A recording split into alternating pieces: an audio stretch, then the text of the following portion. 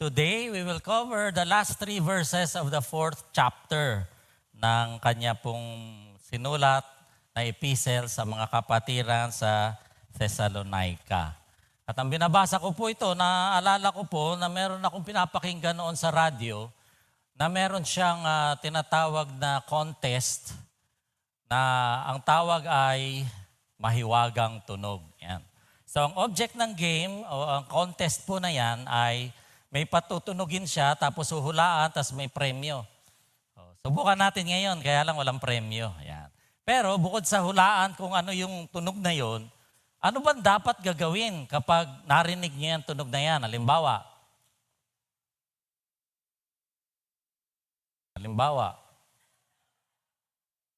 narinig niyo?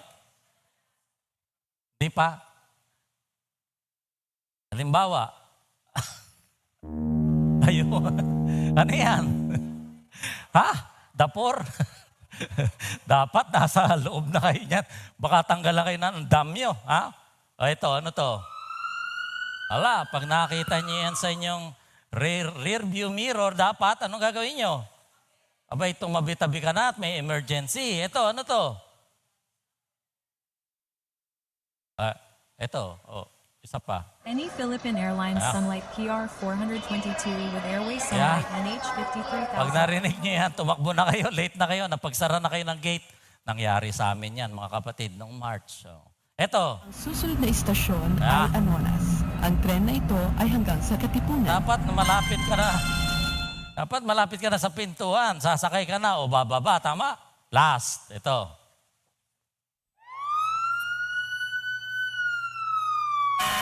Yun. Magdasal ka na, baka bahay mo yun. Yan. Alam niyo po ba, sa araw-araw na maraming tunog tayong naririnig sa ating paligid. Pero may isang araw na may malakas na tunog, merong boses na maririnig at merong trumpeta na tutunog. Na kapag yan ay nangyari at narinig natin, dapat alam natin kung anong gagawin natin. Dapat tayo po ay ready. Kasi ready ka man o hindi, mangyayari yun. Ano po yun? Rapture. Ano yung rapture na yan, mga kapatid? Paano ba mangyayari yan? Sino ba involved dyan? Ang rapture po, hindi nyo makikita yung word na yan sa ating English Bible kasi po, yan ay tinranslate galing sa Latin. Ang Latin na nagsasabing siya, ang word na Latin na rapto, to snatch away. Diyan din galing yung raptors, no? Alam niyo yung raptors, yung mga eagle, dinadagit na gano'n. Yan po ay daling sa Latina ng Greek word na harpazo, na ang sabi sa English nating Bible ay caught up. Caught up. Okay? Sa Tagalog siguro, agawin, dadagitin, At sa Bible, dadalhin sa mga ulap para salubungin ang Panginoon sa himpapawid. Kaya yan po ang sinasabi natin na mangyayari. At mahalaga po na tayo ay, sabi ng Boy Scout, laging handa. Kasi ready or not, rapture will definitely come. At kung mangyari po yun, kung kayo ay ready, edi glory. Pag hindi kayo ready, agony. Glory dahil masaya, agony dahil may hinagpis, dahil hindi ka handa. Tayo po ito ngayon, basahin natin ang Thessalonians, chapter 4, 16 to 18, sa inyong mga Bible app o kaya sa mga anong hawak nyo. Kung ano man ang inyong hawak, basahin natin sabay-sabay, 3 verses lang naman. Andiyan na kayo? Ready? Go.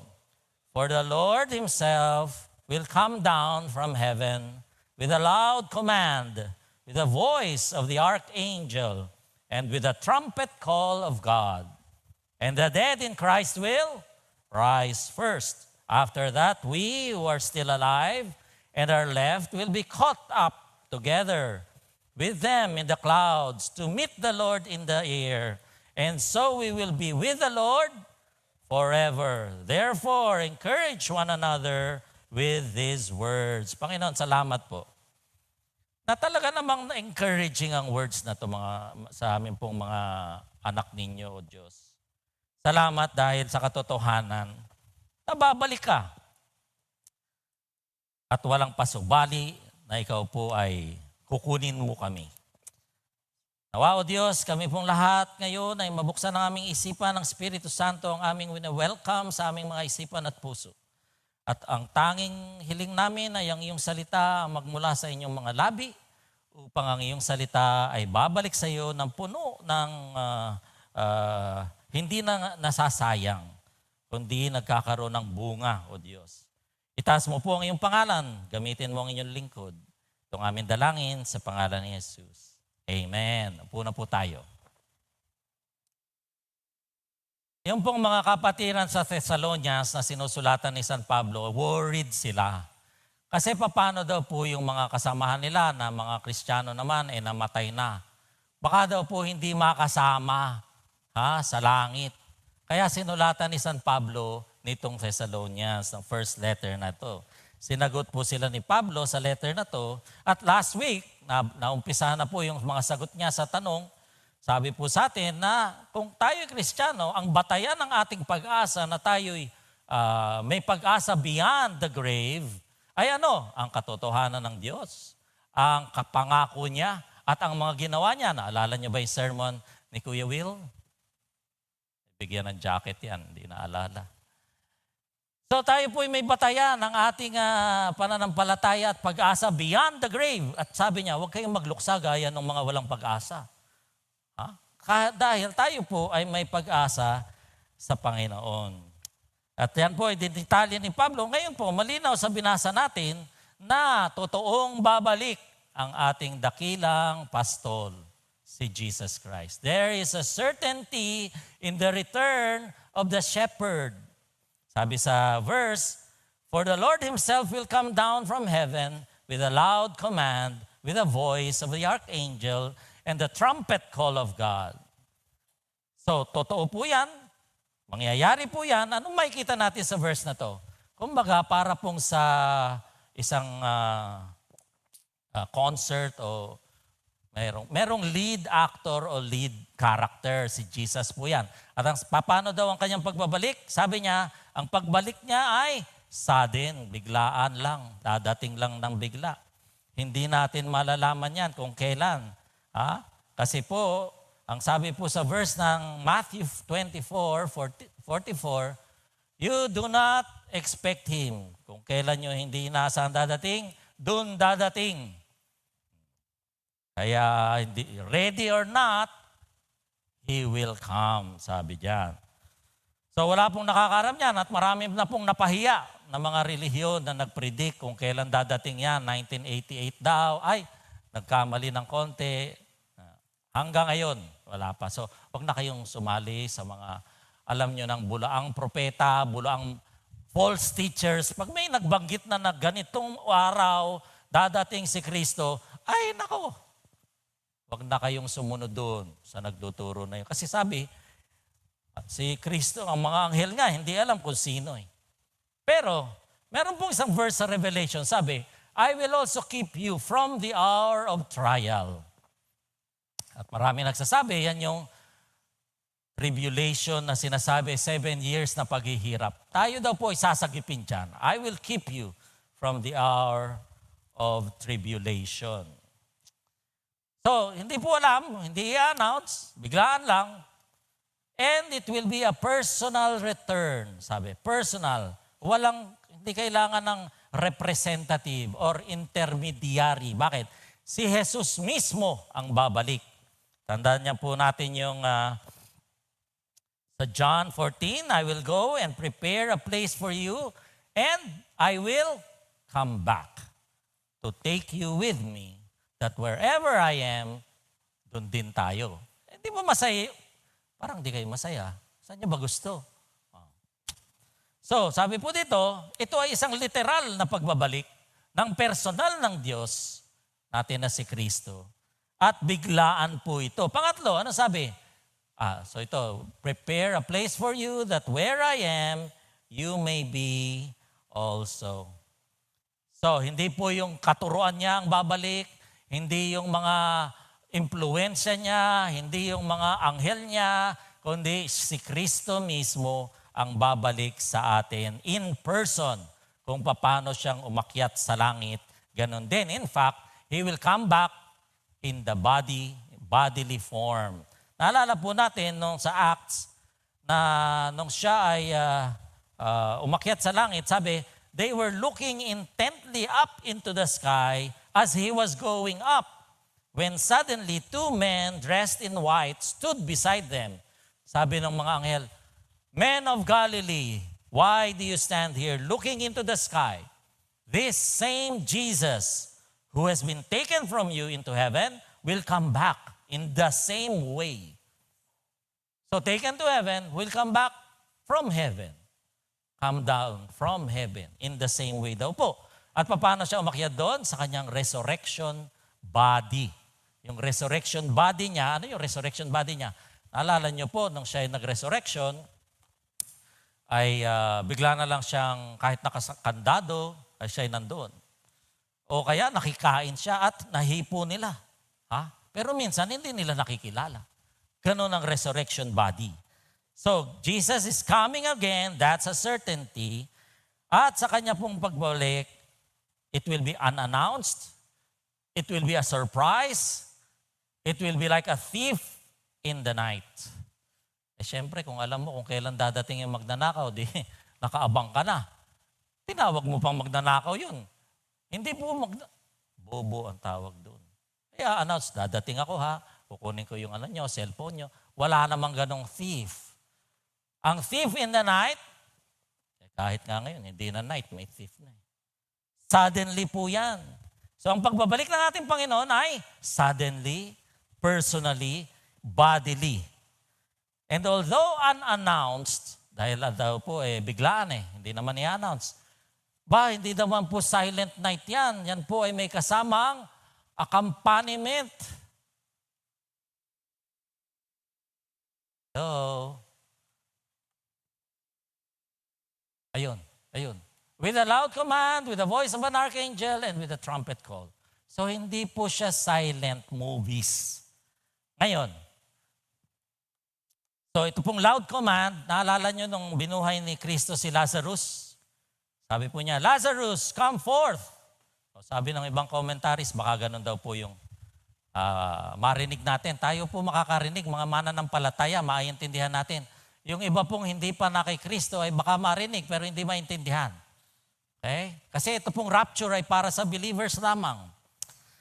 Tapos may boses daw ng arkanghel. Malamang daw po si Michael yon dahil sa Bible, si Michael lang ang nabanggit na pangalan ng archangel. Si Michael po ay leader ng angels to preside over the company of angels na pagbabalik ni Jesus.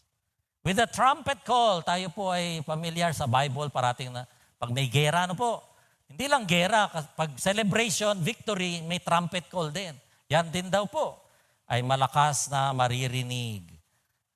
So the trumpet calls are usually used in the Bible to call the people during military activities. To gather the people. Kasi nga, i-gather yung mga mananampalataya.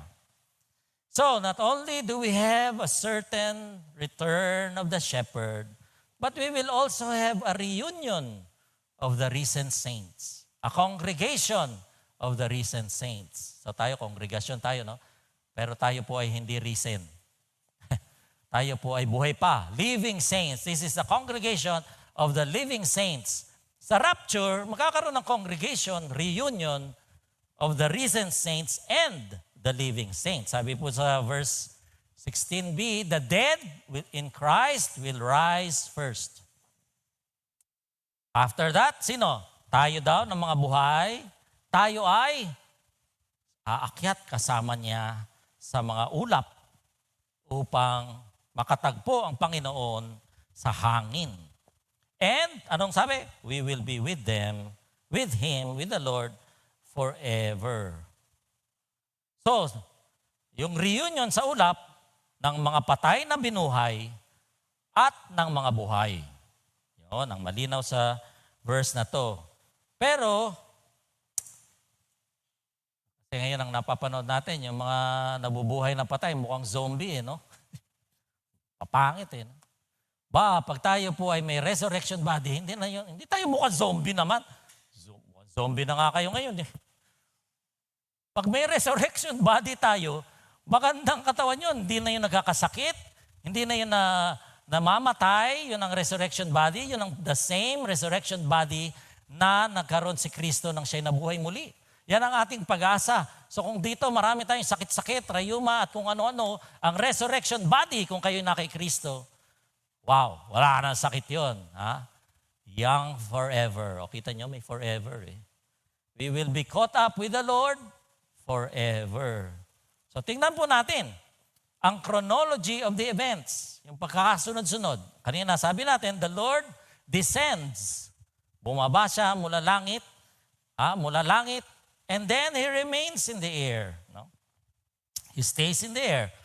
As mentioned, He comes suddenly, bodily, and personally in His glorious resurrected body. In the same manner that He was taken up sa harap ng kanyang mga disipulo nung kanyang pag-akyat sa langit. Iisip ko po, kailangan nating ilugar itong rapture sa mas malaking, the bigger picture of the end times. Meron pong 4 end time events. At kung gusto nyo mas detalyado ay mag-attend kayo ng Foundations Doctrines class natin. Dahil dyan po mas detalyado. Ngayon, konti lang, tribulation po yan.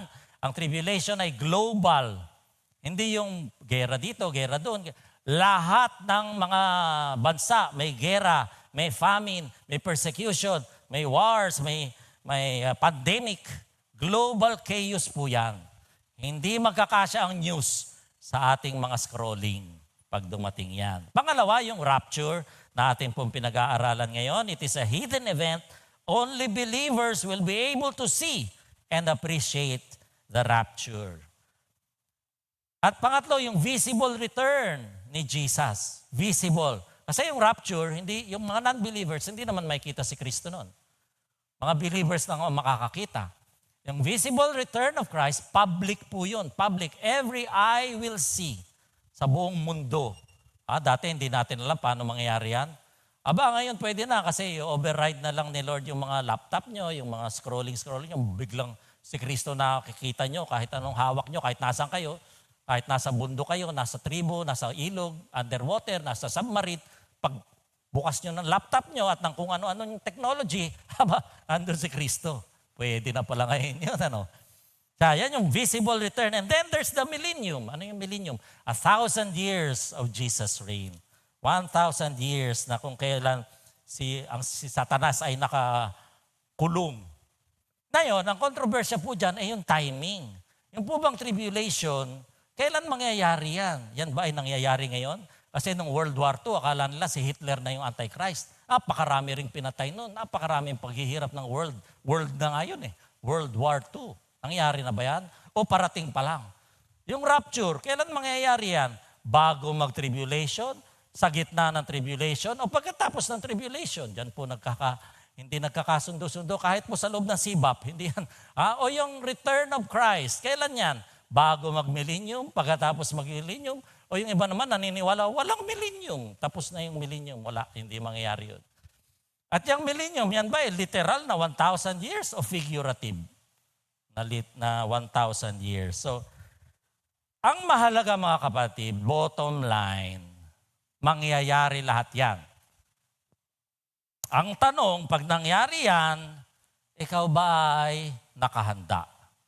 Ikaw ba ay ready? Kasi kung ready ka, walang problema.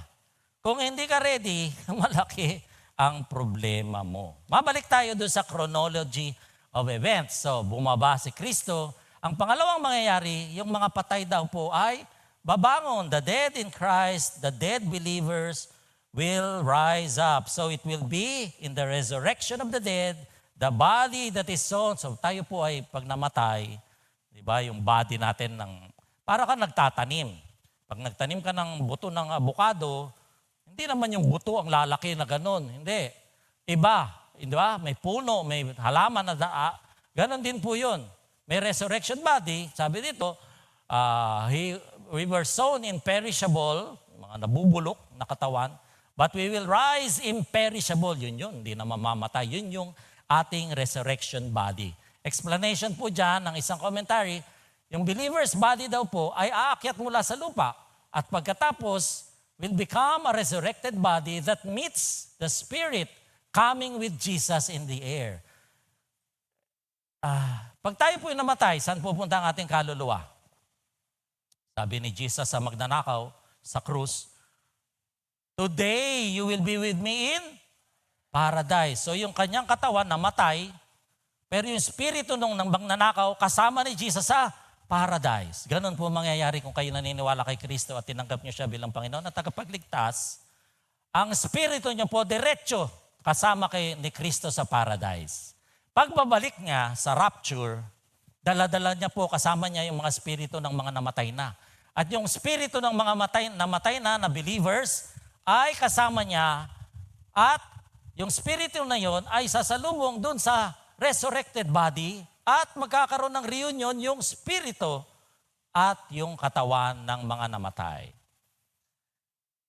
They will reunite in the mid-air. Yan po yung mangyayari sa rapture. And then thirdly, anong mangyayari? Those who are alive, kagaya natin, halimbawa ngayon mangyari yung rapture. Yung iba sa inyo, ayaw naman mangyari yung rapture. Ako gusto ko na yung tagal na. Nung nag-board exam ako sa medicine, Lord, mag-rapture ka na lang. Ang hirap ng board exam eh. Tapos nung mag-comprehensive exam na naman ako sa Master of Public Health, Lord, di ka pa ba dadating? Mauna ka na. Hirap. Ang hirap mag-aral. Dadating po ang Panginoon. Those who are alive, ano daw po mangyayari sa atin?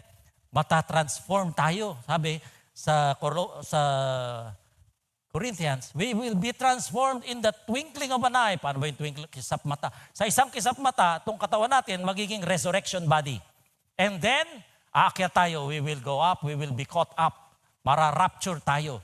Dadagitin tayo ng Panginoon. Aagawin tayo ng Panginoon. Pupunta at magre-reunion tayo dun. Kaya may congregation of the risen saints. And number 4, the congregation or reunion of the living and the resurrected saints, meeting the Lord where? In the air, to be with Him forever. No. Yan po yung parati ko sinasabi sa mga namatayan kapag kapag ang namatay po ay believer naman, may reunion pa tayo.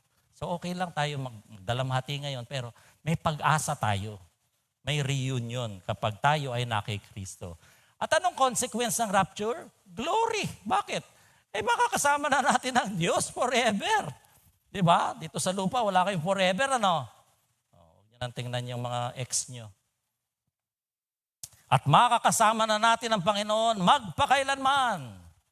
Glory, if ready. Kung hindi, saan ka? Sino susundo sa iyo?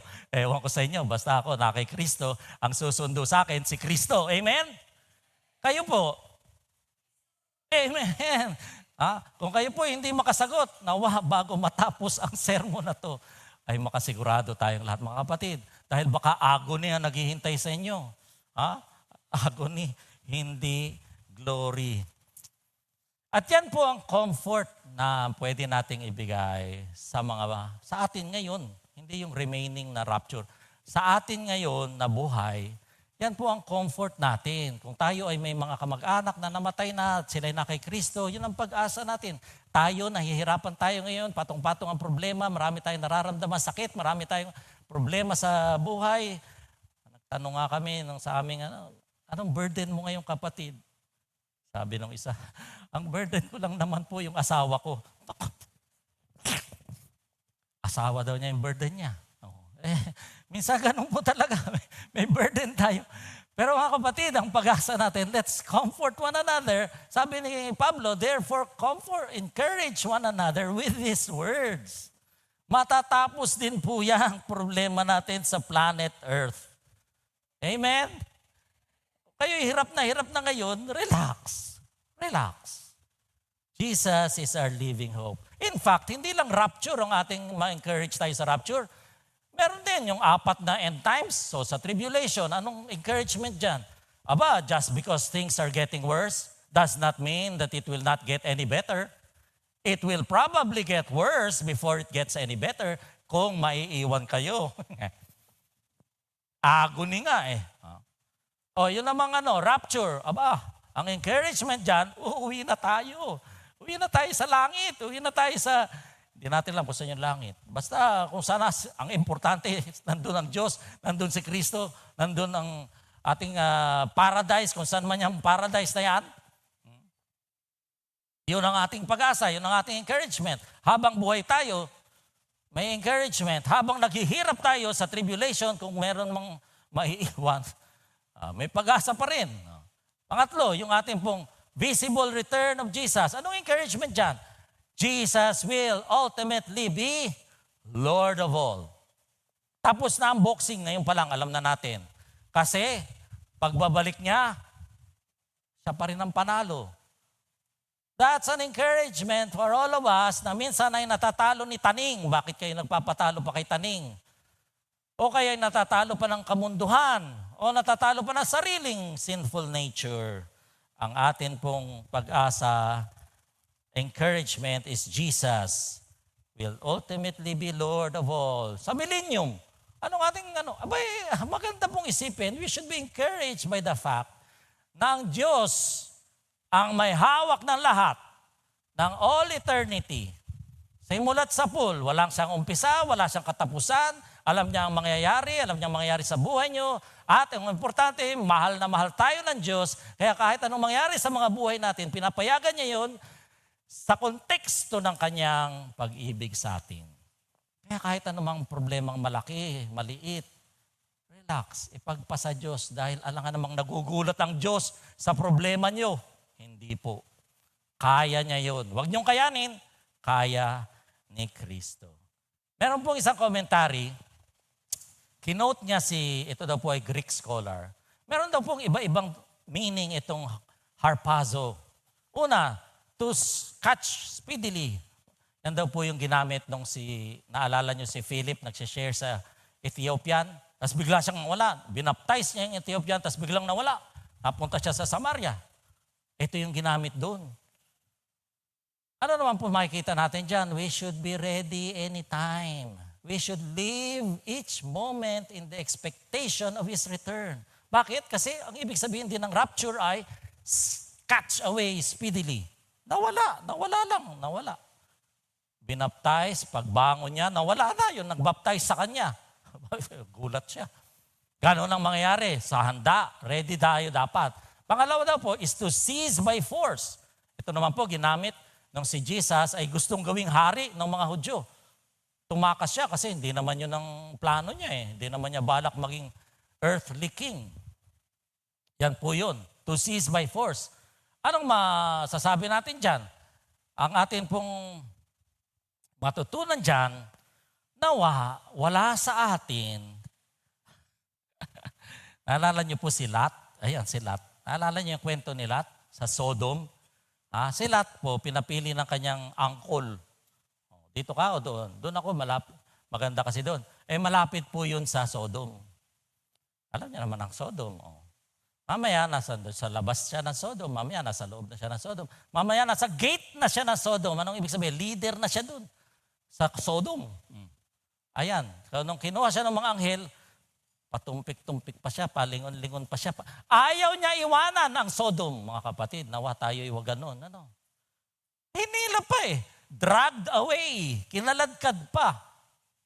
Para lang makaligtas sa judgment sa Sodom. Kinaladkad pa.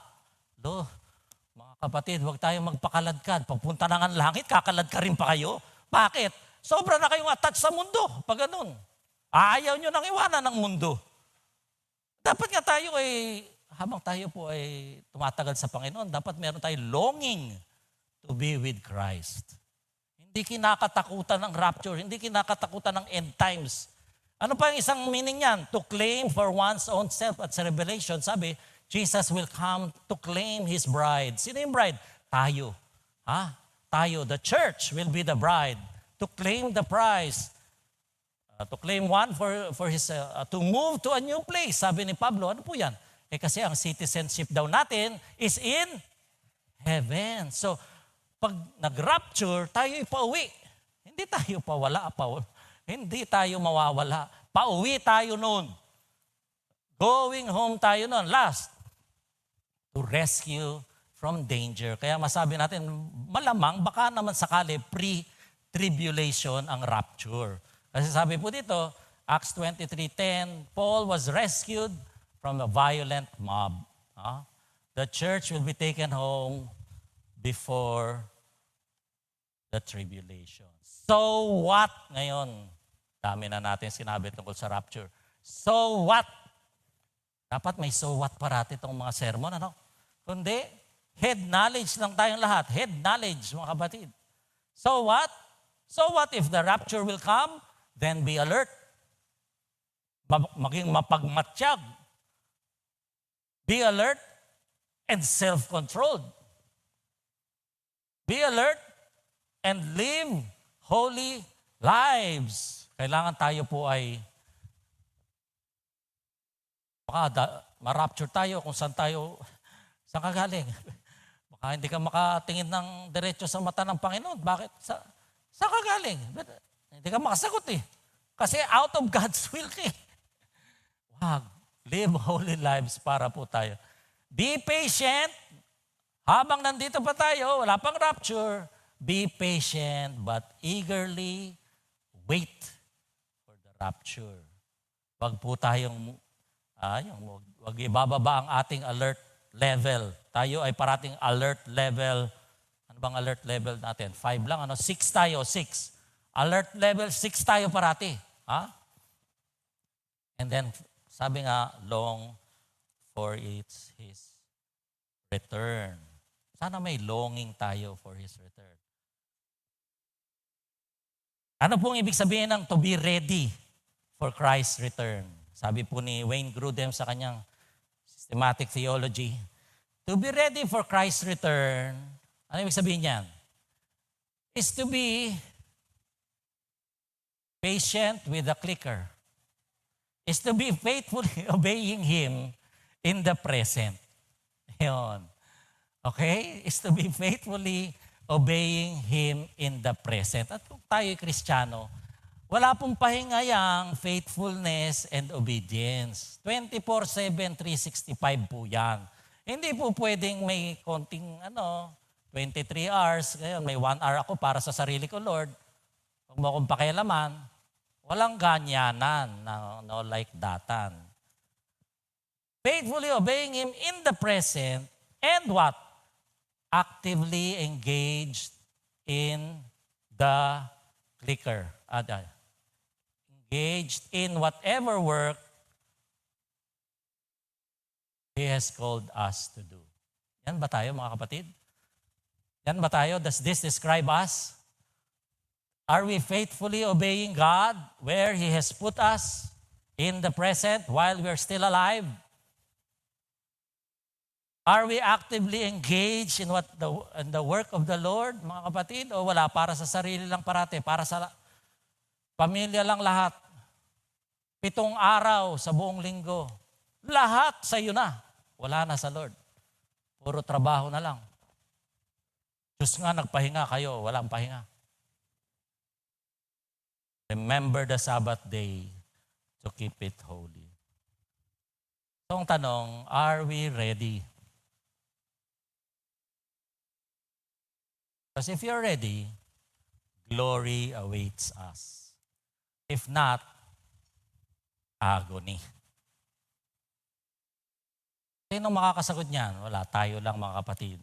Manahimik tayo sandali, tayo po pumikit. Nalangin po tayo. Kausapin natin ang Panginoon. At ang tanong natin na ating dapat sagutin ay, handa ka na ba? Handa ka na ba sa rapture? Handa ka na ba sa pagbabalik ng Panginoon?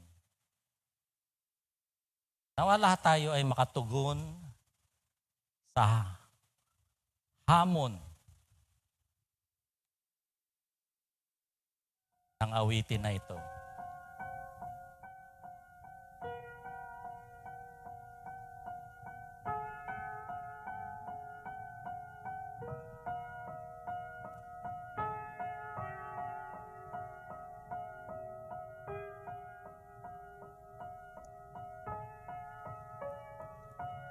Handa ka na bang humarap sa Diyos na nagdulot sa iyo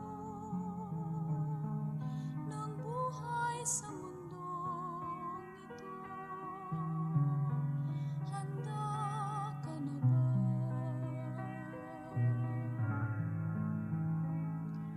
Huwag hintayin ang bukas pag wala ng pag-asa. Ngayon ang pagkakataon, huwag mong sayangin ang panahon. Naghihintay siya.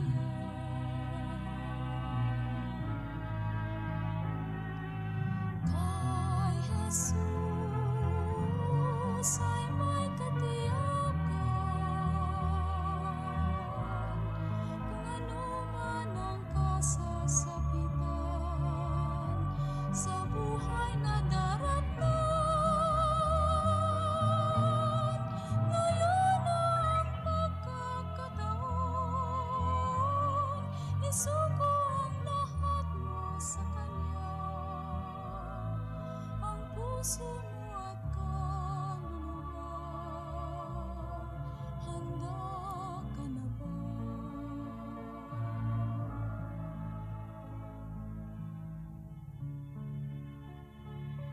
Tungkol sa araw o oras ng aking pagbabalik, walang nakakaalam nito. Kahit ang mga anghel sa langit o ako mismo na anak ng Diyos. Ang Ama lang ang nakakaalam nito. Kaya maging handa kayong lagi. Dahil hindi nyo alam ang araw o oras ng pagdating ng inyong Panginoon. Kay Jesus ay may katiyakan, kung ano man ang kasasapitan sa buhay na daratnan. Ngayon ang pagkakataon, isuko ang lahat mo sa Kanya, ang puso mo at kaluluwa. Handa ka na nga ba? Handa ka na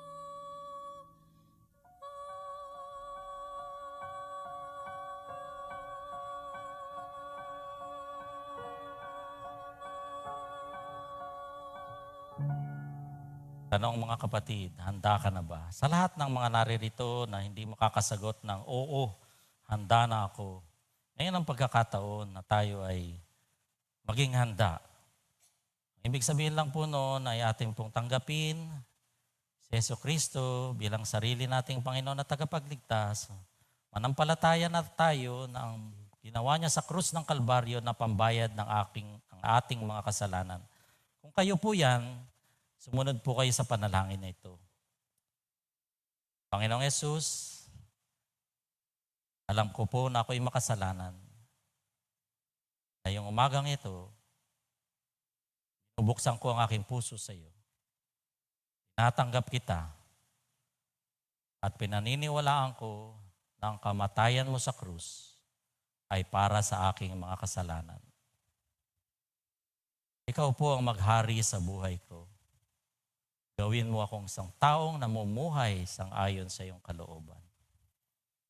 Salamat sa kasiguruhan na ako'y makakasama mo sa langit.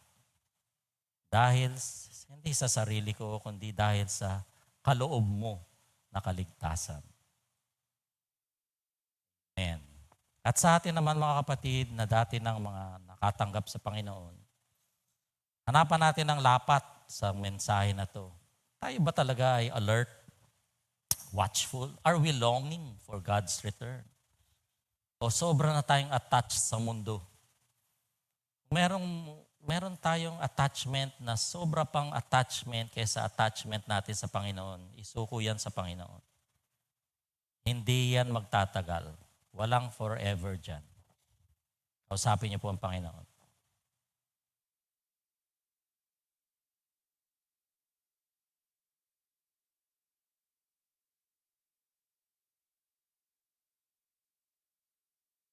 Panginoon, nawa lahat po kami ay matagpo ang laging handa sa iyong pagbabalik.